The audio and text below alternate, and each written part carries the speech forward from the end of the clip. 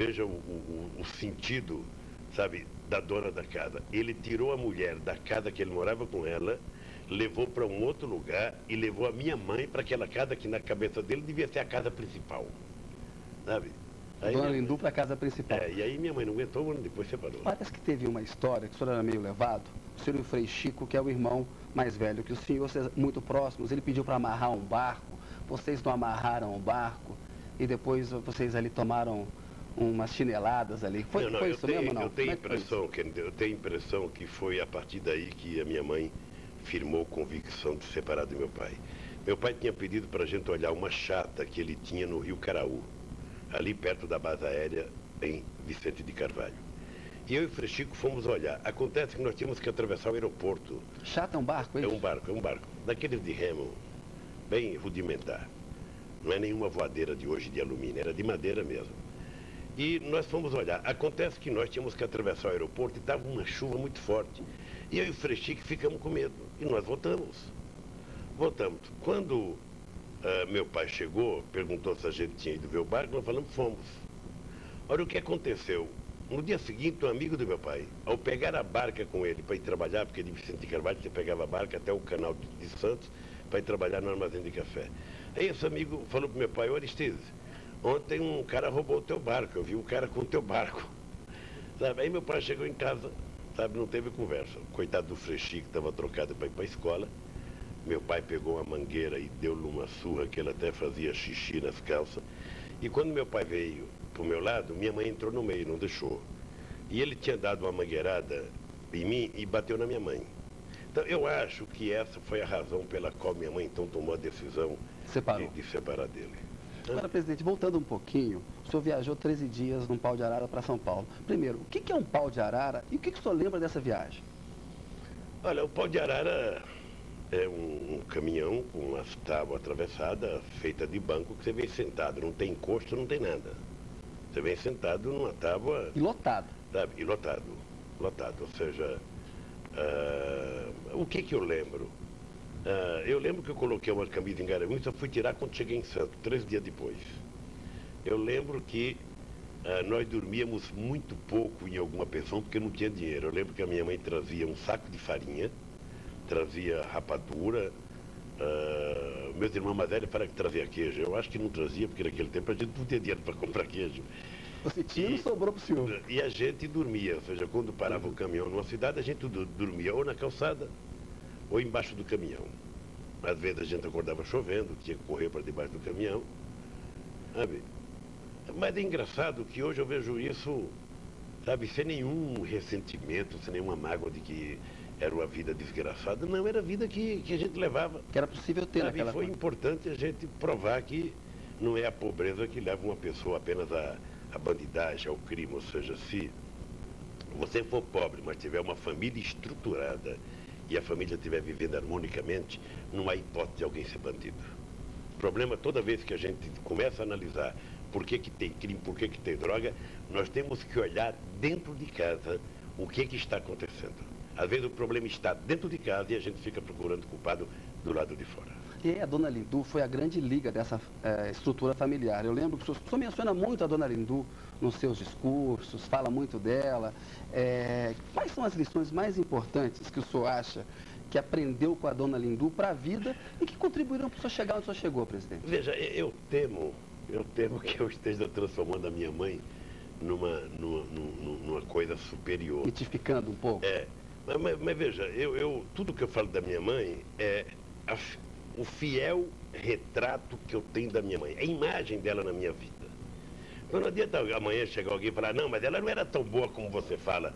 Olha, não era boa para você, para mim era exatamente o que eu estou pensando. Como só a ver, como assente. Eu era o caçula. Então minha mãe não deixava meus irmãos brigar comigo. Se algum irmão meu batesse em mim, ela ficava muito nervosa. Minha mãe nunca bateu nos filhos, às vezes ela queria bater com a gente, ela pegava o chinelo, a gente se deitava embaixo na cama, esticava o cobertor, a coitadinha ficava batendo em cima do cobertor, a gente gritando lá embaixo, sabe? Eu via minha mãe fazer comida para nós sem ter o que colocar no fogo para comer, sabe? E ela nunca reclamou da vida, não lamentava. Então essa imagem boa, eu lembro do orgulho dela me levar para o Senai, para mim fazer um teste. Então eu gravei essa imagem da minha mãe. Minha mãe, ela tinha medo que eu entrasse no sindicato quando eu entrei. Depois, quando eu fui preso no sindicato, eu não queria que ela soubesse que eu estava preso. Ela não ficou sabendo que eu estava preso. A gente escondeu isso dela. Pelo menos eu penso que escondemos isso dela. Eu, quando era levado para visitar ela, sabe, o Tuma e os delegados ficavam de fora para ela não ver. Então eu tenho essa imagem de dizer, eu sou o que sou pela educação que a minha mãe me deu. Uma mulher que não batia, uma mulher que não tinha recursos para dar para gente. Eu recebia meu pagamento, quando eu comecei a trabalhar, do jeito que eu recebi o pagamento fechado, eu nem contava o dinheiro. O envelope era entregue na mão dela. Dali ela tirava o dinheiro e às vezes o que me dava não dava para nada. Mas eu também nunca lamentei. O orgulho dela quando eu me formei torneiro mecânico, que comecei a ganhar um pouco mais. Então a imagem, eu jogava bola e trazia a roupa do time para lavar em casa, ela lavava, nunca cobrou nada, nunca reclamou de nada, nunca vi ela falar, olha, isso aqui não está bom. Quando teve a grande crise de 1965, que eu fiquei desempregado 1 ano e 2 meses, a gente ficava em casa, eu desempregado, Frei Chico desempregado, minhas irmãs desempregadas. Você já pensou uma casa com todo mundo desempregado?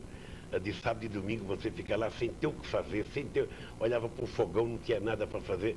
Mesmo assim, eu nunca vi minha mãe reclamar. Então eu guardo essa imagem, eu diria, muito forte da relação que a minha mãe teve comigo. Um pouco como naquele filme A Vida é Bela, não sei se você se lembra desse filme, que o pai está com o filho no campo de concentração e ele procura sempre dizer que está melhor, ou seja, acreditar que vai melhorar, esconde um pouco do filho, superar um pouco. Talvez tenha um pouco de relação isso, né?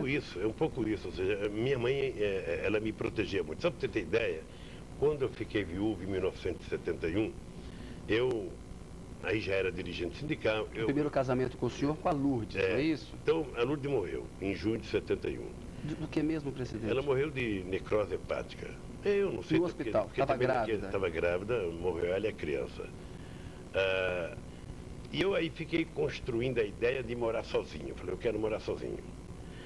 Minha mãe morava com a minha irmã. O que a minha mãe fez? Minha mãe fez eu alugar uma casa, sabe? E ela saiu da minha irmã e foi morar comigo. Aí passou a morar aí minha mãe sozinho, sabe? Então essa imagem boa que eu tenho dela, e eu quero passar essa imagem que eu tenho da minha mãe com meus filhos. E eu acho que é isso que permitiu que uma mulher que tivesse 8 filhos, que largou do marido, que foi morar sozinha, sem nenhum filho trabalhar. Um era carvoeiro, meu irmão mais velho. O outro vendia sardinha. O outro trabalhava num bar. Eu e o Frei Chico vendíamos as coisas. Ele mais do que eu, porque ele gritava e eu não gritava. Ele me dava cocorote porque eu não gritava. Você vendia o quê? Tapioca, vendia laranja, vendia... Não gritava porque tinha vergonha de vender? Era tímido? Tinha vergonha de gritar. Aí, uma mulher que fez isso. Meu pai tentou voltar várias vezes, minha mãe nunca aceitou. Então, uma mulher que tem a determinação de largar do marido com 8 filhos, sabe, nunca mais voltar, e criar os 8 filhos sem que ninguém virasse bandido, ninguém virasse marginal, todo mundo trabalhando, todo mundo constituiu família, todo mundo pobre, sabe, mas muito orgulhoso. É isso que ela passou para a família. Quando a mãe do senhor morreu, o senhor estava preso no DOPS e o Tuma permitiu a sua saída, era a época da ditadura militar, permitiu a sua saída para comparecer ao sepultamento. O senhor hoje é presidente da República. Se a mãe do senhor tivesse visto o senhor na presidência da República, o que o senhor acha que ela ia dizer, sentir? O senhor imagina um pouco isso? Uma hora para assim, puxa vida, queria que ela tivesse me visto aqui, sentado nessa cadeira. Passa isso pela sua cabeça, presidente? Não. Como eu acredito em outra vida, eu acho que ela está vendo. Mas a minha mãe acho que nunca pensou nem que eu fosse presidente do sindicato, né? Porque naquele tempo era importante ser presidente do sindicato, parecia uma coisa importante. Então, quando eu virei presidente do sindicato, para ela já era o máximo, ou seja... Era uma honra, uma distinção. E ela tinha muito medo, minha mãe tem muita preocupação que eu fosse preso, minha mãe tem muita preocupação, sabe, que acontecesse alguma coisa comigo.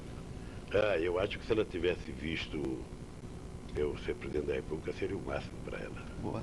Presidente, uma coisa que o senhor martela muito nos seus discursos, quando o senhor defende os programas sociais, a questão do combate à fome, é dizer que o senhor sentiu na pele o que os pobres do país sentem.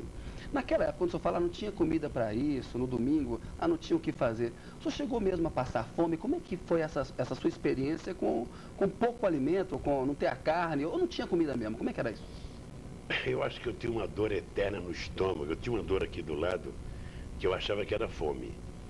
Ah, Ô Kennedy, não apenas eu, mas várias pessoas, minhas irmãs trabalhavam de empregada doméstica, portanto elas comiam na casa da patroa, meus irmãos trabalhavam fora. Mas veja, há uma coisa que é o seguinte, olha, você imagina você chegar um domingo de manhã na tua casa, às vezes você tinha feijão e farinha e não tinha carne, então era aqueles pedaços de toucinho gordo, feito ao molho. Você comia aquele tocinho, mas só gordura mesmo. Só gordura. Sabe? Quando você tem 10 anos, 12, 13 anos, você come até pedra. Aquilo, teu organismo, sabe, tritura aquilo com facilidade. Eu, por exemplo, vou contar um caso que me marcou muito. Uma vez eu levei, no domingo é o dia que, na segunda-feira é o dia que o trabalhador que comia de marmita levava a melhor comida, porque você levava a sobra do domingo. Era o macarrão com frango, era o macarrão com bife à milanesa. E eu lembro que... Ficava olhando ali as barrigas. E também a gente sempre constrói uma turma que senta junto. Ou seja, tanto na escola quanto na fábrica, você tem uma turma que senta junto. E eu sentava com 6 companheiros numa mesa. E uma segunda-feira, eu fui abrir minha marmita e eu percebi que não tinha mistura.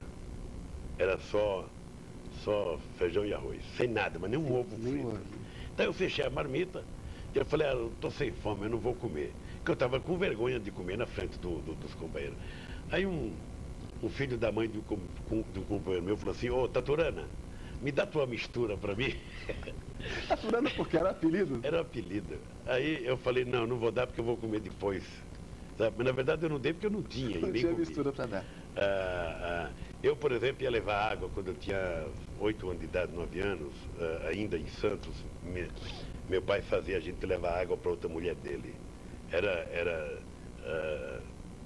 lá do Wilson, ou seja, de Vicente de Carvalho, quando está chegando no mar, até mais ou menos na metade do Guarujá, na última vila de Vicente de Carvalho.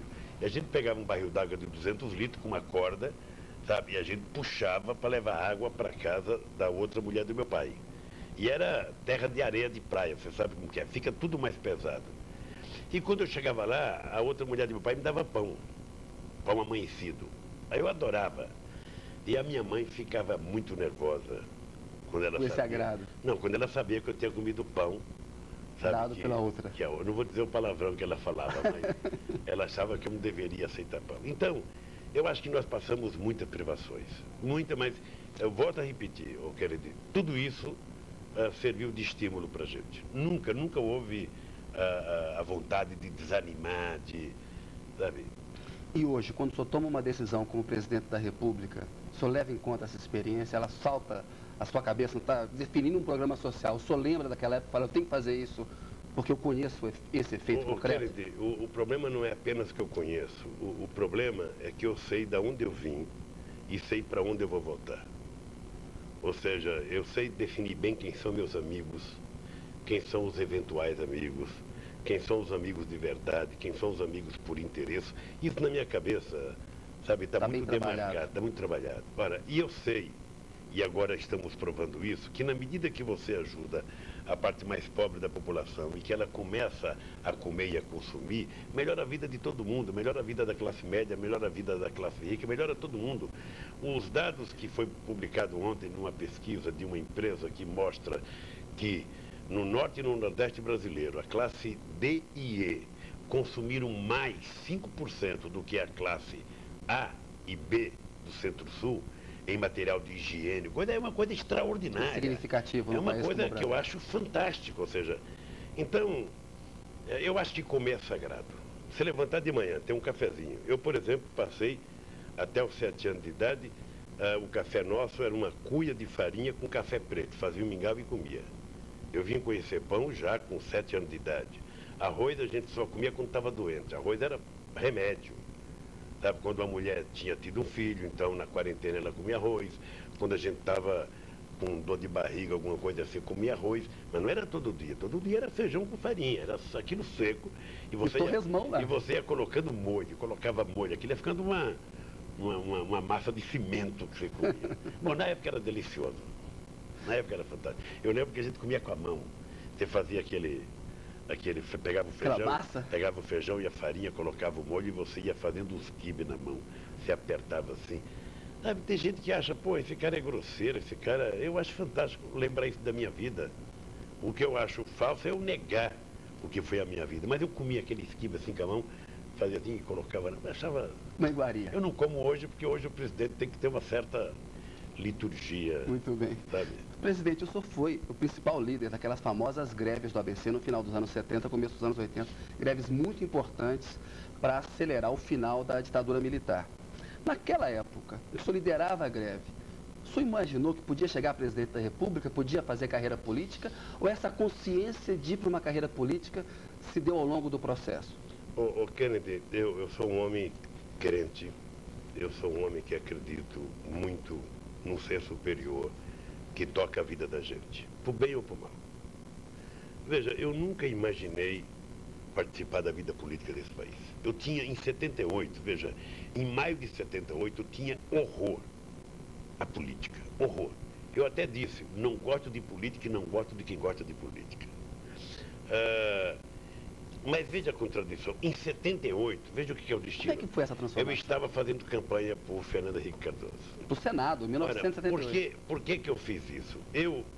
No ano de 78, o ministro Arnaldo da Costa Prieto tentou mandar uma lei para o Congresso Nacional, criando as categorias essenciais. Ministro Ou do seja, Trabalho, professor não podia fazer greve, frentista de posto de gasolina não podia fazer greve, bancário. Eu resolvi me rebelar contra isso. Foi a primeira noção que eu tive da necessidade de criar um partido dos trabalhadores. Tá?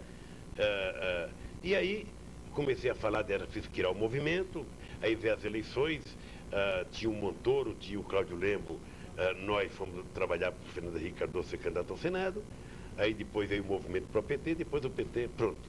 Aí eu entrei na política, mas eu nunca tinha pensado. A primeira vez que me lançaram candidato a presidente em 89, eu achava que era brincadeira do pessoal. Eu falava, como é que o pessoal vai me indicar? Como é que esse povo vai votar no metalúrgico? Sabe? Porque é preciso levar um tempo para o povo maturar. Sabe? Muitas vezes a gente pensa que é só a gente querer, o povo quer. Não. Você transformar a tua vida de sindicalista numa vida política tem um passo que é do tamanho de um curso universitário. Ou seja, em 89, 94, 98, eu lembro perfeitamente bem que você passava em vários setores, a classe média aplaudia a gente. Aí você passava nos povos, os povos faziam assim pra gente. Então eu ficava muito irritado, porque era para eles que eu queria governar. Ou seja, levou 12 anos. 12 anos para que a gente conseguisse ganhar essa maturidade e fazer a sociedade avançar. Presidente, antes de chegar nesse assunto das candidaturas presidenciais, queria saber do senhor o seguinte, qual foi o momento mais difícil da sua vida até 89? O momento mais difícil da minha vida, eu acho que foi quando eu fiquei viúvo, em 71.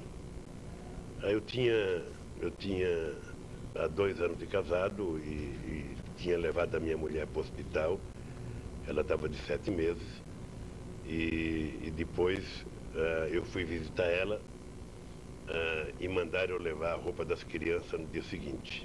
Então, naquele tempo a gente não sabia se era homem ou se era mulher. Então eu levei uma roupinha de menino, numa cestinha e fui no domingo. Na melhor expectativa do mundo. Até achei que eu ia voltar com a minha mulher para casa. Ou seja, quando eu cheguei no hospital,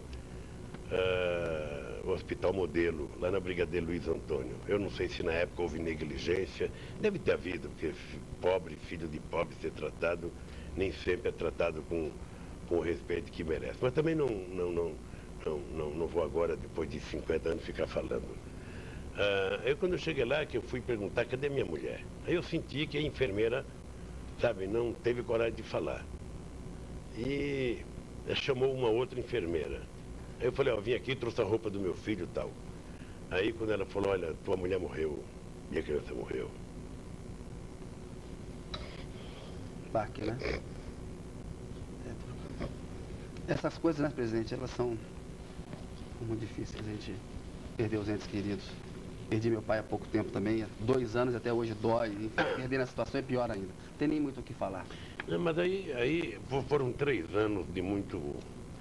E eu comecei a ficar um cara chato, porque no Natal eu ficava jogando a culpa em todo mundo. Então, na minha casa era assim, todo mundo alegre, Natal, Ano Novo, e de repente eu ficava lembrando e me sentia vítima da humanidade. Bem... Como é que deu a volta por cima ali? Foi Eu dei a volta por cima porque...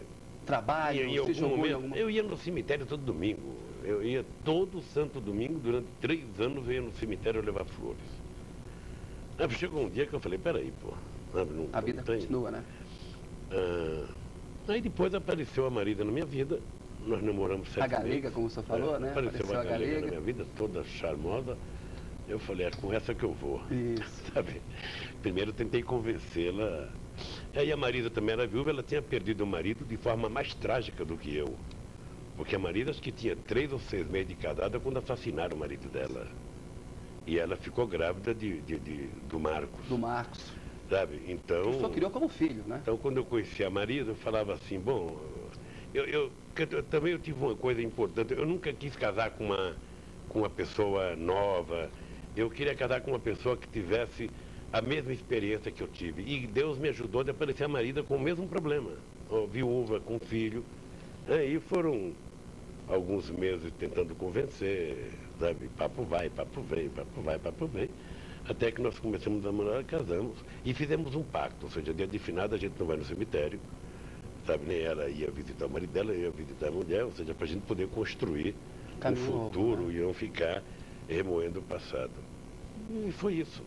Mas esse foi o momento pior da minha vida, ou seja, a perda de um ente querido não é uma coisa fácil, ou seja, não é, sobretudo quando você está num processo de construção de uma vida, porque quando você tem 2 anos de casado é só sonho, só, sabe, só alegria. Sabe, e depois aconteceu, eu no começo fiquei magoado que era erro médico e tal, sabe, mas depois eu falei, vamos tocar o barco para frente. Mas foi o período mais difícil da minha vida. Presidente, vou pedir licença um minutinho. A notícia volta daqui a pouco com o presidente da República, Luiz Inácio Lula da Silva.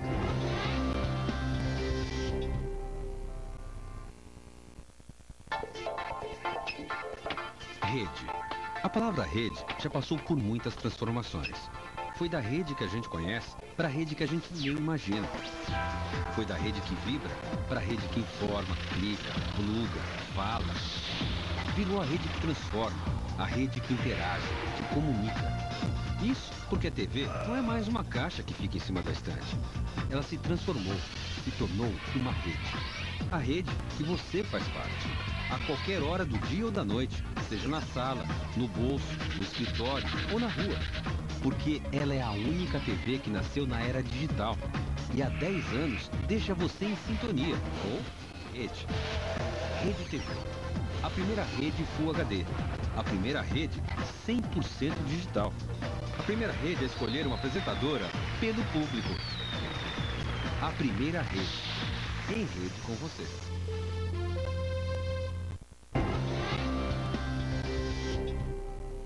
A notícia está de volta com o presidente Lula. Presidente, o senhor chegou a perder 3 eleições antes de ser eleito, 89, 94 e 98.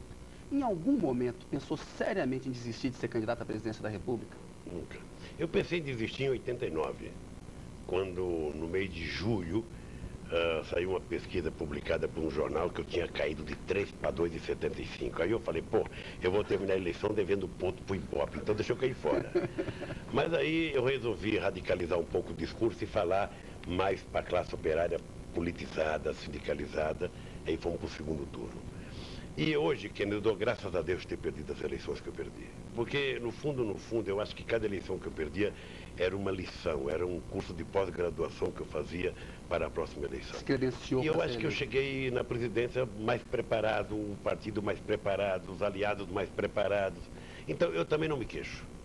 Perdi 3 eleições, aprendi com a derrota, conheci mais o Brasil, conheci mais o povo e pude fazer. E não desistiu por quê? Porque acreditava que ia chegar? Eu acreditava. Você está lembrado, em 1985 eu dei uma entrevista para um jornal importante em São Paulo que eu dizia, não acredito que um trabalhador chegue à eleição por conta do voto. Aí deu uma polêmica danada. Aí quando foi, em 89 eu tive 47% dos votos no segundo turno. Eu falei, não, é possível, é quase. Aí passei a acreditar. E para mim era uma questão de tempo. Em 94, você está lembrado, eu estava com 44% no mês de março. Aí começou a URV, começou o Plano Real, sabe? não tinha candidato para me enfrentar, inventaram o Fernando Henrique Cardoso, que não seria candidato a senador porque não tinha voto naquela época. O Plano Real o levou a presidente da República. Agora, era uma agenda que o povo queria, né? Ou seja, eles conseguiram arrumar uma agenda era que... muito difícil falar contra o Real na campanha política, ou seja... Tirou o discurso. Tinha uma propaganda do pãozinho que era mortal e que eu não conseguia.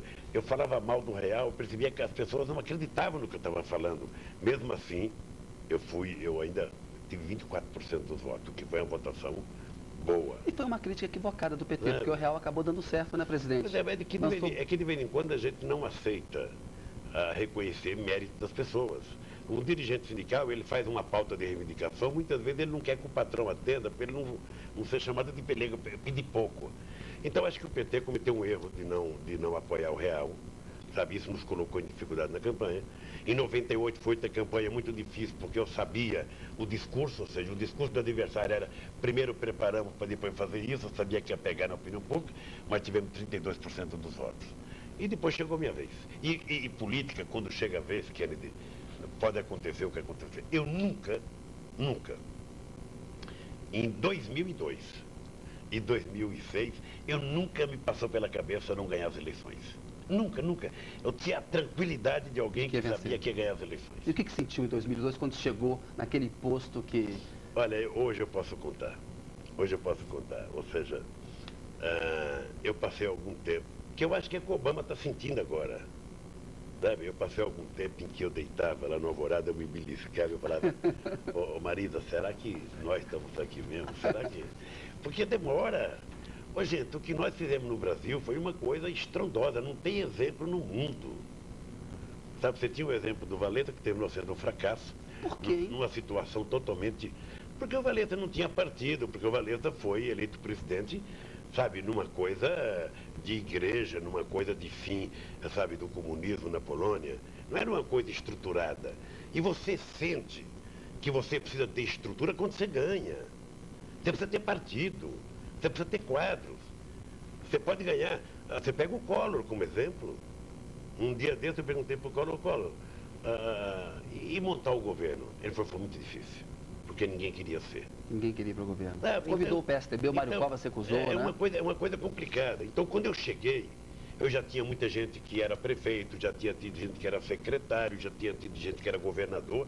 Então, nós chegamos com uma equipe mais preparada. Então, hoje, ao invés de reclamar de eu perder 89, 94, 98, eu dou graças a Deus de ter perdido, de não ter desistido e ter chegado à presidência com o acúmulo de experiência que eu adquiri. E o PT mudou também, fez propostas mais moderadas na economia e na política que foram importantes para ele chegar ao poder, né? Tem uma hora, querido, na tua vida que você é todo principista. E tem uma hora que você, sem abdicar dos teus princípios, você tem que fazer a política real. E você só pode mudar a política real se você participar dela. De fora você não muda. Então eu acho que nós chegamos no tempo certo para fazer as coisas que precisavam ser feitas no Brasil. O senhor falou dessa coisa principista. O senhor foi o principal fundador do PT, um partido que nasceu em defesa da ética na política. Aí veio o governo e veio o escândalo do mensalão.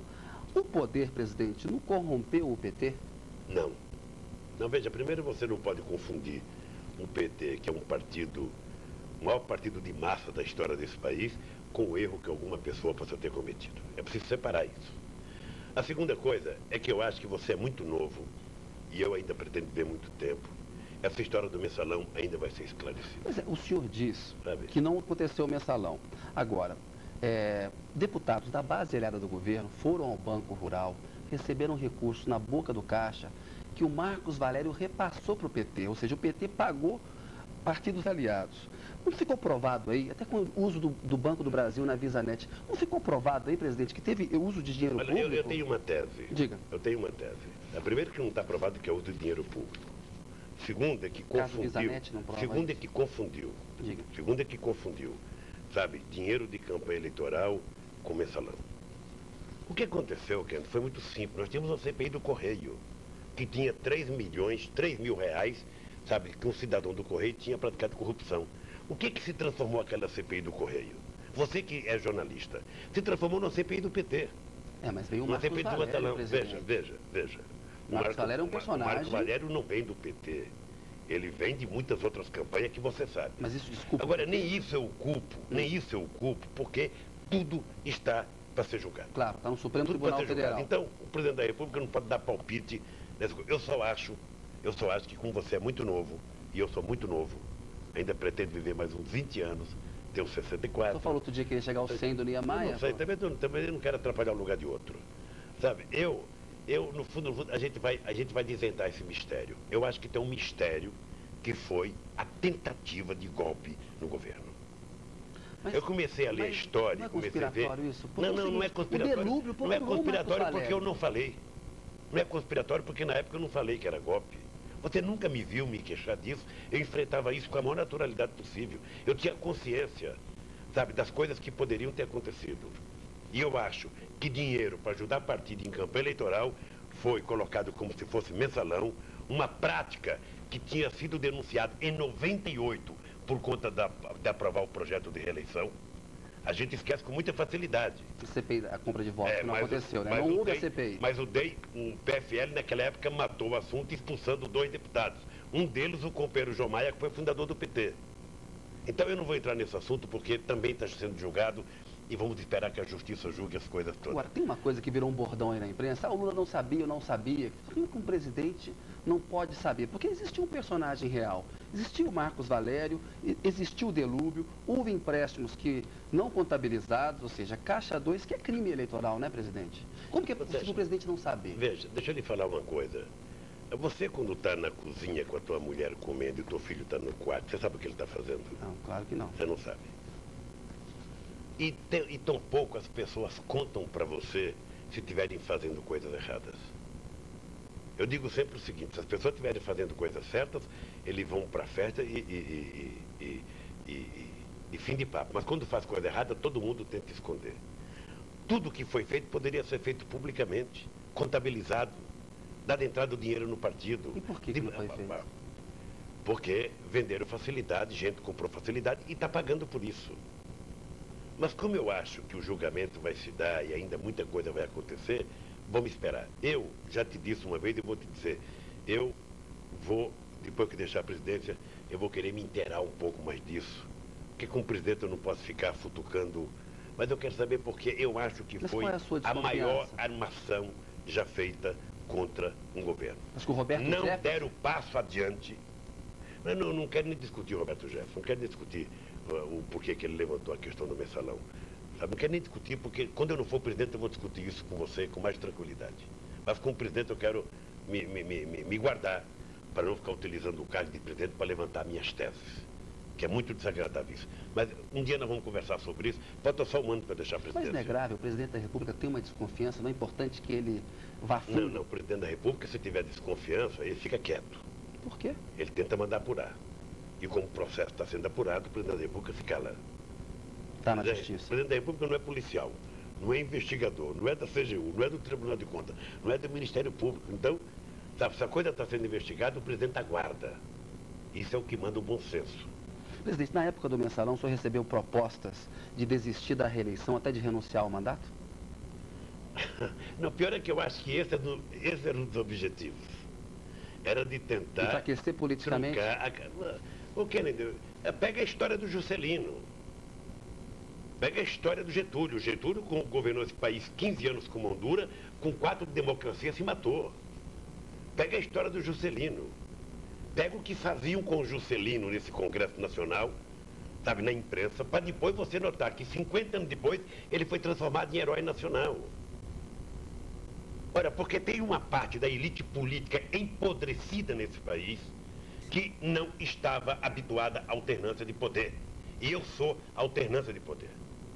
Eu sou alternância de poder. E eles sabem disso. E eles sabem, sabe, que eles têm que fazer tudo para evitar, sabe, que eu consiga transferir para o povo pobre desse país, para os trabalhadores, a ideia de que eles podem presidir esse país. Porque quando a gente descobrir a força que nós temos, vai ser a mesma coisa que os negros descobriram na África do Sul. 26 milhões não poderia continuar sendo governado por 6 milhões. E quando a gente faz... Eu estou sentindo que o povo está gostando.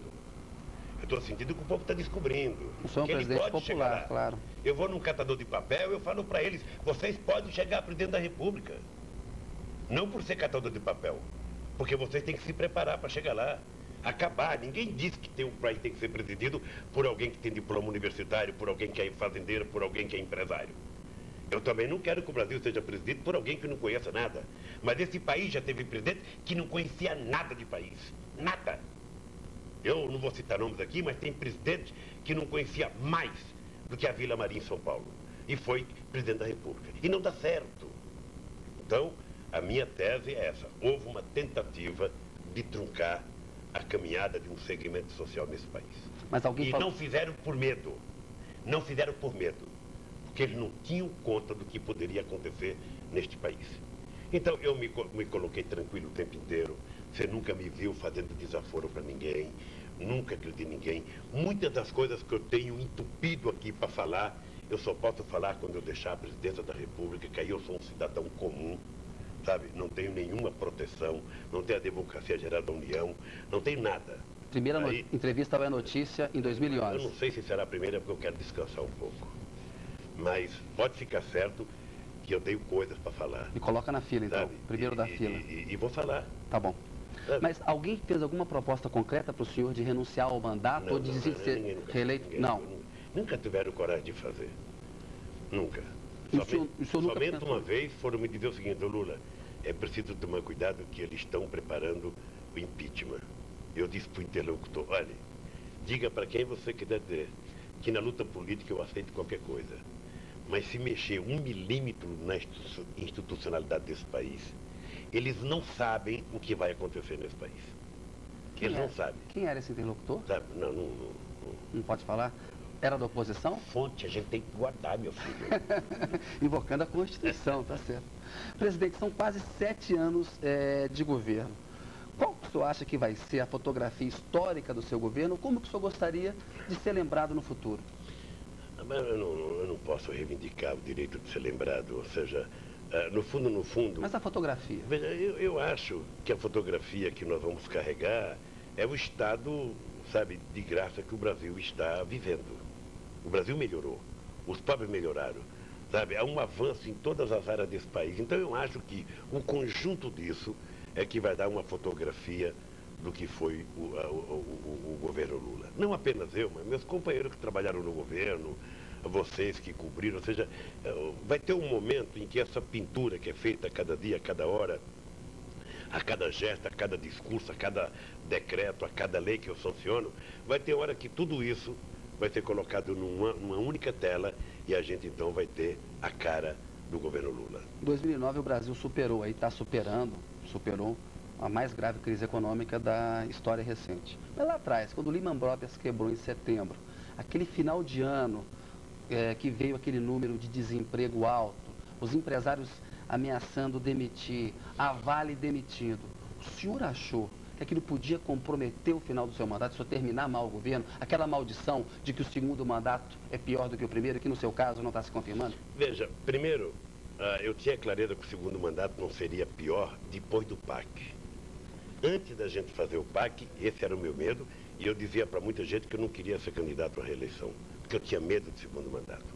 Quando nós começamos a pensar o PAC, no final de 2005, sabe, e era para ter lançado ele ainda em 2005, não lançamos, para não gastar um programa daquela magnitude na eleição, deixamos para lançar em fevereiro, aí eu sabia que eu tinha começo, meio e fim para terminar o meu mandato. Aí era só tocar a bola para frente. Mas a crise não pensou Agora, primeiro, não? A crise, veja. Primeiro, eu sempre tento separar a crise do seguinte. Nós discutimos uma crise do subprime até mais ou menos julho, começo de agosto, sabe, em que todos os analistas econômicos deste país diziam que o Brasil iria sofrer, sabe, menos que 1%. Era a tal fase da marolinha. O que aconteceu depois? O que aconteceu depois é que quebrou o Lehman Brothers. E quebrou por quê?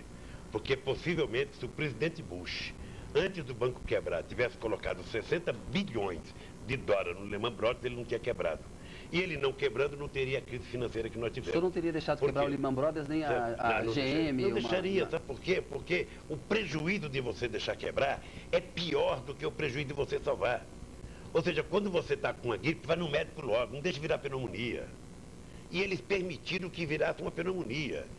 Hoje, Kennedy, a gente tem informações ainda do FMI, do Banco Mundial, trilhões e trilhões de dólares foram colocados para salvar o sistema financeiro. Isso. Esse dinheiro poderia, em época que não tivesse crise, ser colocado para ajudar os pobres do mundo a se desenvolverem. Então, veja, quando vem a crise, se eu fosse acompanhar o noticiário da imprensa, eu teria fugido do Brasil. Porque era uma desgraceira só. Eu levantava de manhã, era uma quantidade de manchete, acabou isso, acabou aquilo, sabe? O mundo Imprensa do acabou. mundo inteiro, Eu fui para a presidente. televisão, não se esqueça que eu fui para a televisão Dezembro. dia 22 de dezembro, numa decisão pessoal minha, eu quero falar com o povo brasileiro. Se está sendo vendida a ideia que o povo não está comprando porque ele vai perder o emprego, eu vou para a televisão dizer, ele vai perder o emprego exatamente se ele não comprar. O senhor comprou uma E fui geladeira, para a não foi? televisão e fiz um discurso de um pronunciamento de 8 minutos, sabe, conclamando o povo brasileiro e sobretudo o povo mais pobre Aquecer a o consumo. consumirem de forma responsável.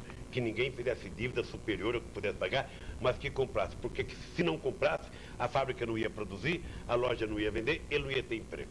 E, graças a Deus, Deu certo. deu certo.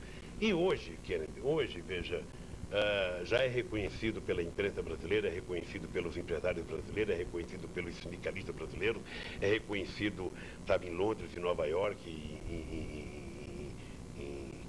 em Bonn, em Berlim, é reconhecido em Paris, é reconhecido em Tóquio, é reconhecido em Xangai, sabe, que o Brasil é o país que melhor se preparou para sair da crise, porque fizemos tudo que tínhamos que fazer. Liberamos compulsório, colocamos dinheiro da dívida externa para financiar a exportação, fizemos do Banco do Brasil comprar bancos importantes, fizemos do Banco do Brasil comprar o Votorantim para adquirir expertise em financiamento de carro usado. Ou seja, e hoje, esse ano, veja que engraçado, no ano da crise, nós vamos terminar o ano com mais de 1 milhão de empregos novos criados no Brasil.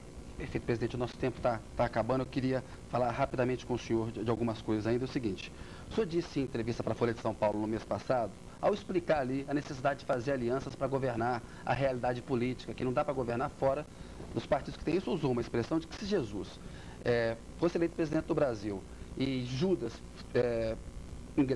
participasse de um partido político, teria que haver uma aliança entre Jesus e Judas. Jesus teria que chamar Judas para conversar. O senhor acha que ele isso errou na expressão? O que o senhor achou? Eu posso ter exagerado de colocar o nome de Cristo.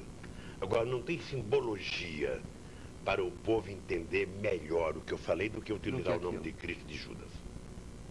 Sabe? Porque essa é a questão da política. Quando você for eleito presidente de alguma coisa, mesmo que seja do clube, do jornalista da Folha, o que você vai fazer? Você vai trabalhar com aqueles que têm o voto de decisão e é com eles que você tem que negociar. Você não negocia na esquina. Sabe? Você negocia com quem tem voto. Os senadores estão eleitos. Só pode mudar agora em 2010. Os deputados estão eleitos, só pode mudar em 2010. Então eu não posso negociar com você por mais boa intenção que você tenha. Você não me dá um voto no Congresso Nacional. Então, é essa a imagem que eu quis passar para que o povo compreendesse. Eu tenho certeza absoluta que o povo que leu compreendeu perfeitamente bem o que eu estava falando. Presidente, licença mais um minutinho. A notícia volta já já com o presidente Lula.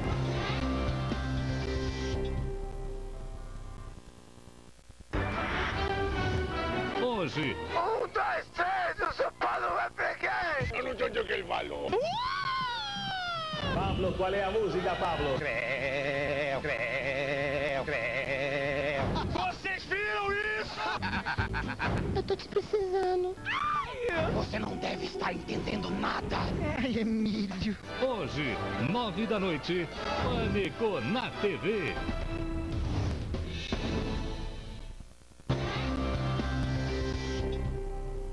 Estamos de volta com o presidente Lula.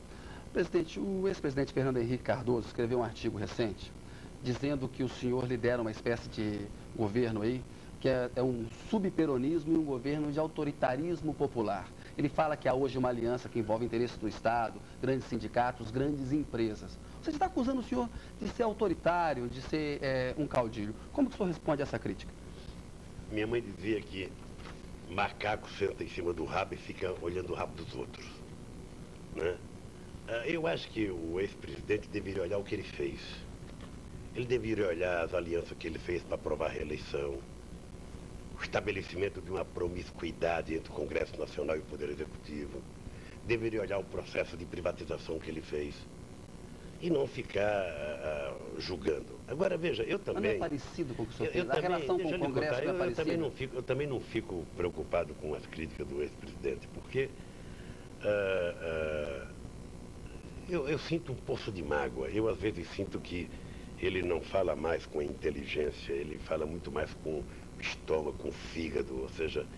Então eu tenho coisa mais importante para fazer. O senhor e ele eram amigos, né? Tinha uma boa relação pessoal, sabe, né? Tentamos ser amigos muitas vezes, eu tomei a iniciativa de apoiá-lo, mas, bem, eu ainda considero que eu tenho amizade com ele, mas do ponto de vista político nós temos discordância.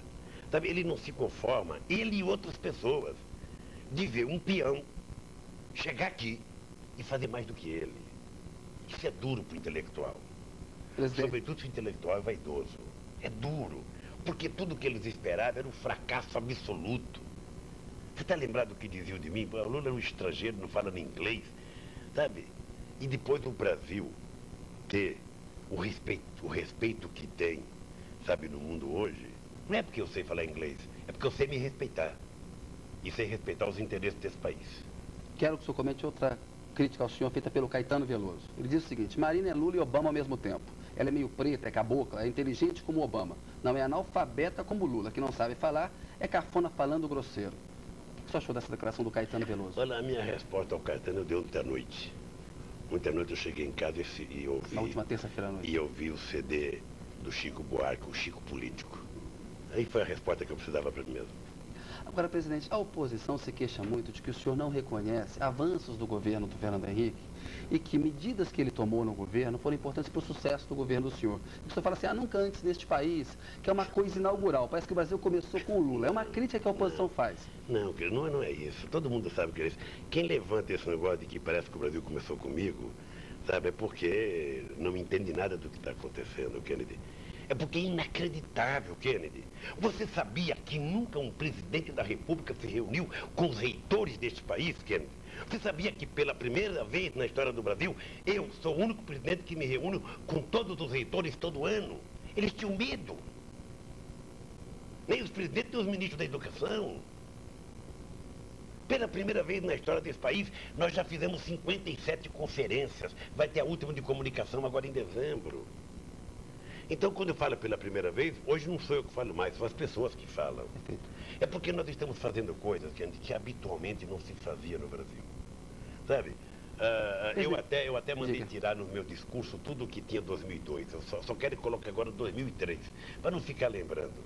Mas eu acho, Kennedy, que a pior doença do mundo é a inveja. Sabe? O Fernando Henrique Cardoso governou. Ele tem, sabe, uns 8 anos dele para ele se deleitar, para falar bem. Então fale dele. Deixa eu falar de mim, o outro que vier fala dele. Sabe, se cada um for melhor do que o outro, tá muito bem. Agora, eu acho que ele, de vez em quando, coloca o fígado, ao invés de colocar a cabeça para pensar. Perfeito. Presidente, o senhor tocou aí na conferência de comunicação. O senhor critica muito a imprensa, mas a imprensa foi muito importante. A sua chegada ao poder, ela retratou a sua trajetória. Recentemente, lá em São Paulo, no evento com catadores de papel, o senhor fez críticas à imprensa e eles vaiaram os jornalistas. Ou seja, não houve uma vaia a jornalistas lá, presidente? Primeiro eu vou dizer para você. Mas a pergunta é a seguinte, depois o senhor comenta se é verdade essa parte também. Não. O senhor não tem intolerância à crítica da imprensa, presidente? Não tem ninguém mais tolerante do que eu. Sabe? Vamos lá. O que você fala que eu faço crítica, eu chamo de chamar a responsabilidade. Sabe? Eu acho que todo mundo tem que ter muita responsabilidade. Não, a imprensa merece ser criticada. Então veja o negócio. Então veja o negócio. Não tem por que não criticar. Porque no Brasil parece que não aceitam. Parece que é intocável. Sabe? Então deixa eu lhe contar uma coisa. O que eu fiz em São Paulo nos catadores de papel? Eu fiquei muito emocionado com o ato. Era 1.500 catadores de papéis numa exposição extraordinária. E eu olhei para a imprensa, era só gente nova. Meninos. Garotada. Meninos. O que eu disse para eles? Olha, a imprensa, vocês deveriam aproveitar e fazer a matéria da vida de vocês. Esqueçam o que os editores de vocês mandaram vocês cobrir. Se metam no meio desse povo, escolham qualquer um, entrevistem. para ele falar o que ele bem entender. Mas você não está jogando a Não. os catadores contra a imprensa? Não.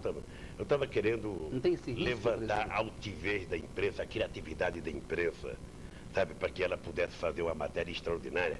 Ali não era saber se o Lula falou isso ou falou aquilo. Ali era saber o seguinte, como é que esse povo desgraçado, que era chamado de bandido ontem, que as pessoas viravam as costas para eles, estão prestando um serviço público de extraordinária qualidade. Era isso que eu queria. Não, perfeito. Eu jamais, mesmo no estádio da Vila Euclides, quando 80 mil trabalhadores ficavam pressionando a Rede Globo para dar o número correto, eu era um dos que criticava os trabalhadores e ficava pressionando. Para mim, liberdade não tem adjetivos. Não, perfeito. Antes da gente ir para o Pinga Fogo, que é o encerramento do programa, eu queria perguntar para o senhor sobre a Conferência de Copenhague. O governo está definindo aí metas ambientais, diz que não vai liderar, o governo brasileiro não vai ter uma meta internacional, não quer se comprometer, vai ter uma meta voluntária dele. O Brasil tem assumido um papel de maior liderança. O Brasil não devia, presidente, liderar esse, ter uma meta internacional de redução de emissão de carbono, de redução do desmatamento? Kennedy, nós temos que tomar cuidado com duas coisas. A palavra liderar, ela é muito sofisticada para alguém querer liderar. Você não lidera se não tiver quem queira ser liderado. Você tem os países do anexo 1, que são os países ricos, que têm mais obrigações do que os países emergentes. Portanto, eles é que têm a obrigação de dizer claramente quanto que eles vão diminuir a emissão de gás de efeito de estufa. O Brasil, de forma voluntária, já anunciou no meu discurso de 23 de setembro na ONU que nós iríamos reduzir o desmatamento em 80%. Você vai ter surpresa essa semana sobre a questão do desmatamento. Eu não posso dizer agora, porque eu estou aguardando. Conta aí. Mas o Brasil chegará lá com números, com uma meta. com metas. Tá? Agora, isso é uma coisa voluntária do Brasil. Tá bom. O que nós queremos é que Estados Unidos e China, sabe, assumam a sua responsabilidade. O Brasil tem 85% da sua energia elétrica limpa. A Inglaterra só tem 2% limpa. Então, é justo que eles portanto, desmataram, poluíram mais e se desenvolveram, né? E estão poluindo há 200 anos. Perfeito. Nós nem começamos ainda. Presidente, nós temos aqui no programa uma parte que é um pinga-fogo. Eu queria, pergunta, o senhor responde rapidamente ali e tal. Filme preferido do presidente Lula? Olha, o filme que marcou a minha vida, por causa da minha história, foi o Cinema Paradiso. Eu até brinco agora que quem estava o Filho do Brasil, quando eu assisti, vai ser o filme. Já assistiu o filme, não? Porque ainda não. Lula, Filho do Brasil? Eu quero assistir com a minha família. Mas o Cinema Paradiso é porque a imagem... Primeiro que é um filme lindo, a música é maravilhosa. E o filme me lembra a cena de eu ver filme numa padaria, assim, na parede de uma padaria, com aquela máquina, a gente em pé lá vendo o filme. Então aquilo foi uma coisa maravilhosa. Legal. Presidente, um diretor de cinema preferido? Olha, eu poderia pegar...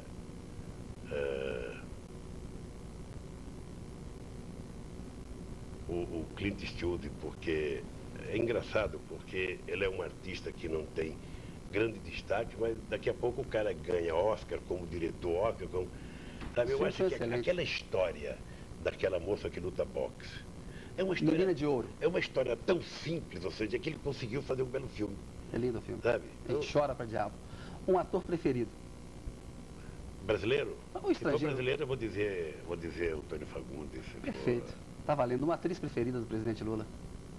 Eu vou falar aqui do Brasil, sabe? Deixa eu ver, para ter muitas amigas aqui, eu não posso criar. Eu acho que Fernanda Montenegro. Uma música preferida? Tem tanta.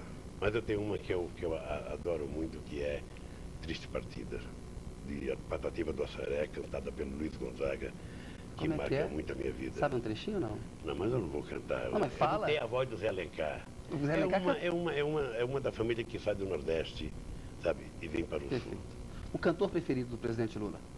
O meu cantor, Chico Buarque. Cantora preferida? Cantora preferida? Hoje? Hoje ou... Marina Monte. Marisa Monte. Marisa Monte. Um ídolo do presidente Lula? Eu tenho muitos ídolos. Eu tenho ídolos no futebol, tenho na política, tenho... Você quer em que área? Vale no futebol. No futebol eu acho que o Pelé é o eterno ídolo de todo mundo. Um livro preferido do senhor? Eu agora estou acabando de ler Leite Derramado, do Chico Buarque. Está gostando? Que eu acho que é talvez a primeira obra-prima dele como livro, eu acho Legal. importante. E uma frase, um pensamento do qual o senhor gosta, um poema, presidente? Olha, eu na verdade, queria lembrar de um poema do Carlos Drummond de Andrade, que... Diz mais ou menos o quê? Não, é um poema, eu não sei se o título do poema é Namorar ou Não, eis a questão. É um belo de um poema, é uma coisa maravilhosa, sabe? Que eu vou arrumar a cópia e vou te dar. Ótimo. Presidente, quero agradecer muito a sua entrevista ao É Notícia. Hoje que a Rede TV está fazendo 10 anos, foi excelente entrevista. Eu estou convidado de novo para dar uma entrevista para a É Notícia até o final da presidência, e aquela primeira entrevista depois que nós vamos falar. Presidente, muito obrigado. Obrigado Valeu. a você e parabéns à Rede TV Obrigado. pelo aniversário. Beleza. É Notícia volta na semana que vem, logo após o Doutor Hollywood. Você pode ver e rever esta e outras entrevistas no site da Rede TV. Rede TV, www.redetv.com.br/é notícia tudo junto, sem acento. Tenha uma boa noite e uma excelente semana.